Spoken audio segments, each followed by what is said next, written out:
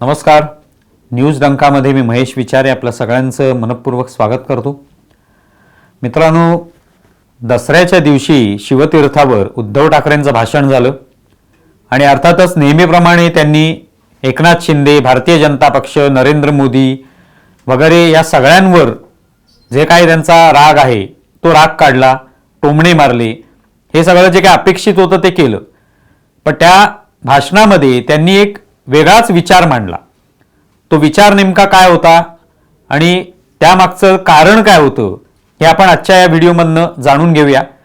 पण त्यापूर्वी एक आवाहन, ते म्हणजे 1 नोव्हेंबरला न्यूज डंकाचा दसरा दिवाळी अंक प्रकाशित होतोय. महाराष्ट्राचे उपमुख्यमंत्री अजित पवार यांच्या हस्ते हा कार्यक्रम होणार आहे. त्यांच्या हस्ते प्रकाशन होणार आहे. दादरच्या स्वातंत्र्यवीर सावरकर राष्ट्रीय स्मारकामध्ये संध्याकाळी 5:30 वाजता हा कार्यक्रम होतोय. त्याशिवाय प्रसिद्ध राजकीय विश्लेषक भाऊ तोरसेकर आणि सुशील कुलकर्णी यांच्याशी एक महासंवादाचं आयोजन सुद्धा करण्यात आले. न्यूज डंकाचे संपादक दिनेश कांजी हे त्यांचे संवाद साधतील. त्याशिवाय तिथे उपस्थित असलेल्या प्रेक्षकांना, वाचकांना, या दोन्ही मान्यवरांना प्रश्न विचारण्याची संधी सुद्धा मिळणार आहे. त्यामुळे या कार्यक्रमाचा लाभ आपण जरूर घ्या आणि त्यासाठी आमच्या या व्हिडिओमध्ये जो नोंदणी क्रमांक आहे त्याच्यावर आपण नोंदणी करा. आता आपल्या मुख्य विषयाकडे वळूया आणि त्यासाठी एक छोटा व्हिडिओ तुम्ही पहिल्यांदा पहा, ज्यामध्ये उद्धव ठाकरे हे भाषण करत आहेत. पण आता जे सरकार आणायचं आहे, हे सरकार मजबूत जरी असलं तरी एका पक्षाचं बहुमत असलेलं पाशवी सरकार नको, अजिबात नको. जेव्हा खुर्ची थोडीशी डगमगीत असते तेव्हा देश मजबूत होतो. नरसिंहरावांनी चांगलं काम केलं, मनमोहन सिंगांनी केलं, अटलजींनी सुद्धा केलं. सगळ्यांना सोबत घेऊन चालणारं सरकार पाहिजे, मिलीजुली सरकार आज पाहिजे आपल्याला. उद्धव ठाकरेंचं हे जे भाषण, जो काय छोटा व्हिडिओ आपण पाहिलात, त्याच्यामध्ये उद्धव ठाकरे म्हणतायत की एक प्रकारचं मिलीजुली सरकार म्हणजे वेगवेगळ्या पक्षांचं सरकार, अनेक पक्षांचं सरकार हे बनलं पाहिजे. एकाच पक्षाला बहुमत मिळता कामा नये. एकाच पक्षाला बहुमत मिळालं तर मग सगळं वाटोळं होतं. अनेक पक्षांना बहुमत मिळालं पाहिजे, अनेक पक्ष एकत्र आले पाहिजेत आणि त्यांना लोकांनी निवडून दिलं पाहिजे. आता शेवटी लोकशाहीमध्ये लोक ठरवतात कोणाला निवडून द्यायचं, कोणाला निवडून द्यायचं नाही. पण उद्धव ठाकरेंचा विश्वास आता एका पक्षावर राहिलेला नाही. आता अनेक पक्ष एकत्र आले पाहिजेत आणि त्यातून एक सरकार निर्माण झालं पाहिजे. आणि ते म्हणतात की खुर्ची जर डळमळीत असेल, म्हणजे अर्थात जसं आपण बोलीभाषेत म्हणतो की गॅसवर असेल एखादा माणूस, तर तो अधिक चांगलं काम करेल, असा उद्धव ठाकरेंचा विचार आहे. की खुर्ची जर डळमळीत असेल, हलत असेल सतत, कारण त्याच्यामध्ये निश्चितपणे एक प्रकारे अनेक पक्ष एकत्र आल्यामुळे त्याच्यामध्ये एक वाक्यता नसणार, म्हणजेच ती खुर्ची डगमगते, डळमळीत आहे. अशा वेळेला त्या खुर्चीवर घट्ट एखादी व्यक्ती बसू शकते, असं त्यांचं म्हणणं आहे. आता ही जी उपरती उद्धव ठाकरेंना झाली आहे, ही सगळी उपरती ही आता त्यांचा पक्ष फुटल्यानंतर झालेली आहे. याचं कारण आता त्यांना दिसायला लागलंय की भारतीय जनता पक्षच हा कसा प्रबळ पक्ष बनलेला आहे. अर्थात भारतीय जनता पक्ष हा जरी केंद्रामध्ये किंवा राष्ट्रीय स्तरावर आज बहुमत त्यांच्याकडे असलं, 300 पेक्षा अधिक जागा असल्या, तरी त्यांच्यासोबत सुद्धा छोटे छोटे पक्ष आहेत. आणि स्वतः उद्धव ठाकरेंचा तेव्हाचा शिवसेना पक्ष सुद्धा भारतीय जनता पक्षासोबतच होता. सगळे खासदार त्यांच्यासोबत होते, तिथे मंत्री होते. तेव्हाही ती मिलीजुली सरकारच होतं. भलेही त्या ठिकाणी भारतीय जनता पक्षाला बहुमत असेल, पण तरी इतर छोटे छोटे पक्ष असतातच त्यांच्यासोबत. पण आता मात्र आपण त्यांच्यासोबत नाही म्हटल्यावर आता एक पक्ष नको, एक प्रबळ पक्ष नको, तर अनेक पक्षांना मिळून एक पक्ष बनवा किंवा त्यांना लोकांनी निवडून दिलं पाहिजे. तर मुळातच हा विचार जो आहे तो हास्यास्पद ठरतो. याचं कारण जेव्हा महाराष्ट्रामध्ये 2014चा जर विचार केला तर भारतीय जनता पक्ष, शिवसेना आणि इतर काही छोटे पक्ष, अपक्ष यांचं मिळून सरकार होतं. मग तेव्हा उद्धव ठाकरेंनी मिलीजुली सरकार असं म्हणत चांगला पाठिंबा का दिला नाही भारतीय जनता पक्षाला? तेव्हा मात्र दिला नाही. तेव्हा सातत्याने काय म्हटलं जात होतं की आम्ही आमचे राजीनामे खिशात ठेवलेले आहेत. आम्ही सरकारवर टीका करणार, कारण सरकारमध्ये राहून आम्ही अंकुश ठेवणार आहोत. मग तेव्हा का मिलीजुली सरकारचा विचार केला नाही? दोनच पक्ष होतात, प्रमुख पक्ष.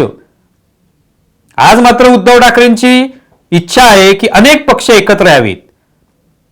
आणि त्याच्या मागचं ही उपरती होण्यामागचं कारण काय की आता इंडिया आघाडी आहे. मग 26 पक्ष आहेत, 25 पक्ष आहेत, जे काय आहेत ते सगळे एकत्र आलेत, तर त्यांना निवडून द्या. आता तुम्ही आता भारतीय जनता पक्षाला निवडून देऊ नका, कारण आता आम्ही भारतीय जनता पक्षासोबत नाही आहोत. जेव्हा आम्ही होतो तेव्हा मात्र त्यांच्या विरोधात होतो, त्यांच्यावर टीका करत होतो. आणि 2019 मध्ये तर आणखी विचित्र परिस्थिती झाली. भारतीय जनता पक्षासोबतच प्रचार केला, नरेंद्र मोदींचा फोटो वापरून प्रचार केला. आणि जेव्हा सत्ता स्थापन करण्याची वेळ आली, लोकांनी कौल सुद्धा दिला, तेव्हा मात्र मिलीजुली सरकार बनवली नाही तुम्ही. तेव्हा कोणाबरोबर मिलीजुली सरकार बनवलं? तर काँग्रेस आणि राष्ट्रवादी सोबत, ज्यांच्यावर टीका केली त्याच प्रचारादरम्यान. लोकांना वाटलं होतं की ह्यांचा प्रचार योग्य आहे, आणि म्हणून लोकांनी कौल दिला की भाजप आणि शिवसेना या युतीचं सरकार व्हायला पाहिजे.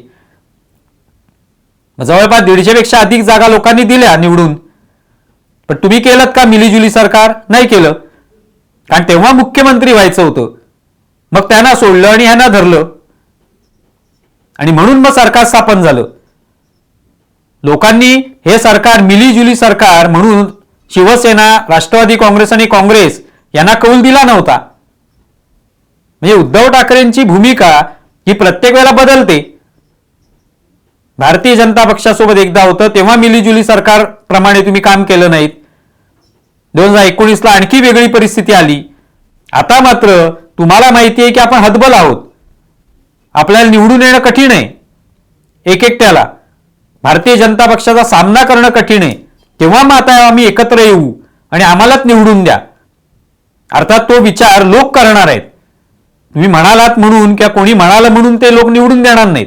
पण हा जो विचार आहे तो किती हास्यास्पद वाटतो पहा. लोकांनी बहुमत दिलेलं आहे भारतीय जनता पक्षाला, भाजपने काय खेचून घेतलेलं नाहीये. ज्यांचे कधी काळी 2 खासदार होते त्यांच्यात 300 पेक्षा अधिक खासदार आहेत. ते लोकांनी निवडून दिलेत. आणि त्याचा काय फायदा झालाय? तर गेली 9-10 वर्ष आपण पाहतोय नरेंद्र मोदींच्या नेतृत्वाखाली सरकार आहे, बहुमत आहे त्यांच्याकडे, पाशवी बहुमत असं उद्धव ठाकरे त्याला म्हणतात. पण त्या बहुमताचा फायदा काय झाला? लोकांनी का दिलं बहुमत त्यांना? तर त्याच्यामुळे जे काही निर्णय त्यांनी घ्यायचे होते, जी काही आश्वासनं दिली होती ती लोकांना आवडली होती, ती पसंत होती. पण ती पूर्ण करण्यासाठी बहुमत असायला पाहिजे. कुठल्या तरी एका पक्षाकडे बहुमत असलं पाहिजे, किंवा निदान 2 पक्षांचं मिळून बहुमत असलं पाहिजे, की जेणेकरून ते निर्णय योग्य पद्धतीने राबवले जातील, घेतले जातील, त्याची अंमलबजावणी होईल. आणि आपण पाहिलं अनेक योजना नरेंद्र मोदींच्या काळात नवनवीन योजना आल्या आणि त्या अत्यंत प्रभावीपणे राबवल्या गेल्या. जनधन योजना असेल, प्रत्येकाची खाती उघडली, त्यांच्या खात्यांमध्ये पैसे जमा होऊ लागले, मध्यस्थ राहिले नाहीत तिथे. अनेक योजना महिलांसाठी आल्या. मग हे सगळं करण्यासाठी, या सगळ्या योजना करण्यासाठी एक कुठेतरी ठाम असं सरकार पाहिजे, ज्याचा पक्ष एक भक्कम तिथे पाहिजे, ज्यांच्याकडे एकाच पक्षाकडे बहुमत असेल असा पक्ष हवा होता. तो लोकांनी निवडून दिला. राम मंदिराची उभारणी झाली. हे शक्य होतं का? यापूर्वी का झालं नाही? मग मिलीजुली सरकार असताना उदाहरणं सांगितली उद्धव ठाकरेंनी. नरसिंहरावांचं सरकार होतं, अटलजींचं पण होतं. ही सगळी सरकार मिलीजुली सरकार होती असं ते म्हणतात. मग त्या सगळ्या काळामध्ये होऊ शकलं नाही राम मंदिराचं निर्माण. पण आता मात्र ते करून दाखवलं नरेंद्र मोदींनी. अनेक असे निर्णय घेऊन दाखवले आणि ते ऐतिहासिक निर्णय आहेत. आणि म्हणूनच लोकांनी त्यांना निवडून दिलं होतं की जर असं सरकार आलं तरच निर्णय घेतले जाऊ शकतील. आणि ज्या वेळेला 10 तोंड असतात एखाद्या पक्षामध्ये, एखाद्या अशी आघाडी असते त्याच्यात, ती 10 तोंड वेगवेगळ्या पद्धतीने बोलू लागतात. आणि आता इंडिया आघाडीत आपण पाहतोच आहोत, कोणाचा पायपोस कोणाच्या पायात नाहीये. प्रत्येक जण आपापली भाषा बोलतोय. आणि आता ज्या 5 राज्यात निवडणुका आहेत तिथे सुद्धा एकमेकाविरुद्ध सगळे उभे आहेत, एकमेकाला खाली खेचण्याचा प्रयत्न करतायत. आणि हे लोक बघतायत. हे सगळे पक्ष एकत्र येऊन सरकार बनवायचं, भाजपला खाली खेचायचं, सत्तेवर नाही म्हणतायत खरं, पण त्यांच्यातच एक वाक्यता नाहीये. मग हे काय मिलीजुली सरकार बनवणार? उद्या जरी एकत्र आले, जिंकले असं आपण धरलं तरी पुढे काय होणार आहे? एकमेकाच्या विरुद्ध उभे राहतील, एकमेकाला खाली खेचण्याचा प्रयत्न करतील आणि निर्णय राहिले बाजूला, यांचंच राजकारणामध्ये 5 वर्ष निघून जातील. मग लोक असा विचार करतातच की कोण खंबीरपणे सरकार राबवू शकतो, कोणाला बहुमत दिलं तर निर्णयांचं जे काही निर्णय घेतले जातील ते अगदी ठामपणे घेतले जातील, हे लोक ठरवतात. ते लोक तेवढे हुशार झालेले आहेत. ते उद्धव ठाकरे यांनी हा जो काही नवा विचार मांडलेला आहे की डळमळीत खुर्ची असली तर अधिक भक्कमपणे त्या ठिकाणी सत्तेवर बसता येतं, हा एक वेगळाच विचित्र असा विचार त्यांनी मांडलेला आहे, राजकारणाच्या पलीकडचा. आणि त्याच्या मागची हतबलत आहे की येत्या काळामध्ये आपल्याला काही एकट्याने ना महाराष्ट्रात निवडून येता येणार आहे ना केंद्रामध्ये निवडून येता येणार आहे. म्हणून मग आंबेडकरांचा पक्ष, मग संभाजी ब्रिगेड, मग समाजवादी गट असे सगळ्यांना गोळा करायचं. कारण भाजपला टक्कर द्यायला आपण आता पुरे पडणार नाही, आपल्यामध्ये ती ताकद नाहीये. म्हणून मग मिलीजुली सरकार हवे. आपल्याला आधार देत देत कुठेतरी सरकारमध्ये खुर्चीत, त्या डगमगत्या खुर्चीत बसवा, मला मुख्यमंत्री करा, ही त्याच्या मागची भावना आहे. तुम्हाला विषय कसा वाटलाय जरूर कळवा. आमचा व्हिडिओ जास्तीत जास्त लाईक करा, शेअर करा आणि आमचे यूट्यूब चॅनल सबस्क्राईब करा. धन्यवाद. आमचा व्हिडिओ जास्तीत जास्त लाईक करा, शेअर करा आणि आमचे यूट्यूब चॅनल सबस्क्राईब करा. धन्यवाद.